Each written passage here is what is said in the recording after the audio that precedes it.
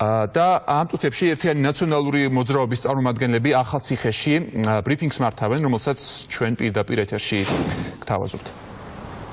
მოგესალმებით. დღეს გავრცელდა ქვეყნის შინაგან საქმეთა მინისტრის სატელეფონო საუბარი, უფრო ზუსტი რო ვიყო ივანიშვილის შინაგან საქმეთა მინისტრის სატელეფონო საუბარი, რამაც კიდევ ერთხელ დაადასტურა, რომ ქვეყანაში არ არსებობს მართლმსაჯულება და ქვეყანაში არ არსებობს დემოკრატიული პოლიტიკური სისტემა. დღევანდელმა სატელეფონო საუბარმა ყველანი ამ ქვეყანაში მაცხოვრებელი ადამიანები თუ ძალიან სუბიექტური არ გახავთ რომელიმე ამ ქვეყნის მოქალაქე კიდევ ერთხელ დაადასტურა, რომ ყველა საჯარო მოხელე მთლიანი მინისტრთა კაბინეტი არის დამორჩილებული ოლიგარქიულ წესწყობილებას და ოლიგარქის ენებას არის დაყოლილი. დაარწმუნა ყველანი, რომ რეალურად ქვეყანას მართავს ერთი ჯგუფის საკუთარი ინტერესების საკეთილდღეოდ და არა ქვეყნის მოსახლეობის საკეთილდღეოდ.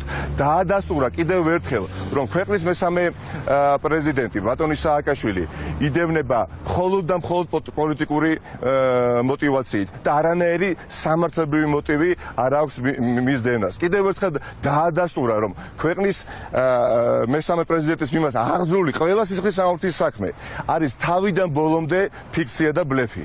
დაადასტურა ის, რომ ბატონი პოროშენკოს შეხვედრის ივანიშვილ კვირიკაშვილთან მთავარი მიზანი და ამოცანა გახდა ბატონი სააკაშვილის ექსტრადიციის თუ არა ექსტრადიციის საკითხი. დაადასტურა ის, რომ თურმე მთელი ქვეყნის ბიუროკრატიული აპარატი, განსაკუთრებით შინაგან საქმეთა სამინისტროს ძალოვანი სტრუქტურები ქვეყნის მესამე პრეზიდენტს არა მხოლოდ დაუშვათ უთვალთვალებდა მის გუნდის წევრებს ქვეყნის ფარგლებში, არამედ ქვეყნის ფარგლებს გაერთაც მეგობარი სახელმწიფოს ტერიტორიაზე უთვალთვალებენ, რითაც ჩადიან ბუნებრივია სისხლის სამართლის დანაშაულს. დაადასტურა კიდევ ერთხელ ცხადად, რომ მოქალაქეობა ამ ხელისუფლებამ ჩამოართვა დიახ ადამიანს, რომელმაც შექმნა თანამედროვე წარმატებული სახელმწიფო და დაადასტურა ისიც, რომ არც აპირებს მოქალაქეობის მიცემას. ერთი სიტყვით, მთლიანი შემადგენლობა არის დანაშაული იმ 10 წუთიან სატელეფონო საუბარში, სადაც ჩანს თუ რა დამნაშავე შინაგან საქმეთა მინისტრი ყავს ივანიშვილის რეჟიმს და გამომდინარე აქედან და იმის გათვალისწინებით, რომ ხელისუფლებამ და კერძო შინაგან საქმეთა მინისტრმა უარყო ნამდვილობა და ავთენტურობა ამ ფირის, ჩვენ მოვიტყოთ, რომ უახლოეს დღეებში ხელისუფლებამ საერთაშორისო საექსპერტო ბიუროს წარუდგინოს ეს ჩანაწერი, რათა საბოლოოდ დაწმუნდეს ყველანი, ვინმე კიდევ არჯერ ამ ქვეყანაში რომ ეს იყო ნამდვილი და ავთენტური ჩანაწერი.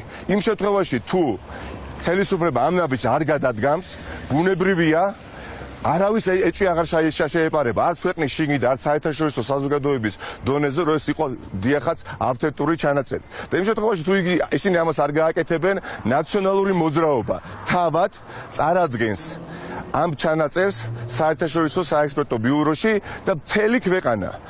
ამ ქვეყანაში თითოეული ადამიანი, ბავშვი დაწყებული, ჭარმაგი ადამიანი დამთავრებული და საერთაშორისო საზოგადოებით გაგრძელებული, რომელთაც სხვათა შორის ჩვენ ახლა უთარგმნით ინგლისურად და ყველას მივაწვით, ყველა საერთაშორისო არხებით, ყველა ჩვენ არხებს გამოვიკენებთ, რათა კიდევ ერთხელ დადასტურდეს და დაიჯეროს, რომ ეს ხელისუფლება არის დიახ მაფიოზური კლანებით გაჟენთლილი ხელისუფლება და დამნაშავე ხელისუფლება. და კიდევ ერთხელ თუ შეიძლება ბოლოში მიმართავ ქართული ოცნების იმ ლიდერებს, რომლებიც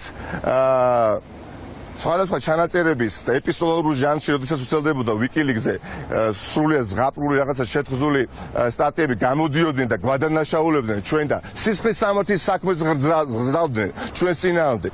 დღეს რას აკეთებენ? დღეს რას ამბობენ? როდესაც აუდიო ჩანაწერი მოვისმინეთ ჩვენ. დადასტურდა თუ არა, რომ რეალურად თავიდან ბოლომდე არის ჩართული შინაგან საქმეთა სამინისტრო ივანიშვილთან ერთად პოლიტიკური ოპონენტების დევნაში. ამიტომ უახლოეს დღეებში, 2-3 დღეში ჩვენ მოვითხოვთ, რომ საექსპერტო საერთაშორისო ბიუროს წარედგინოს ეს ჩანაწერი. წინააღმდეგ შემთხვევაში ნაციონალური მოძრაობა აიღებს სადავეებს და კიდევ ერთხელ ბოლოს ძვირფასო მოსახლეობა. ძალიან მნიშვნელოვანი არჩევნები არის კარსმომდგარი ოქტომბრის თვეში.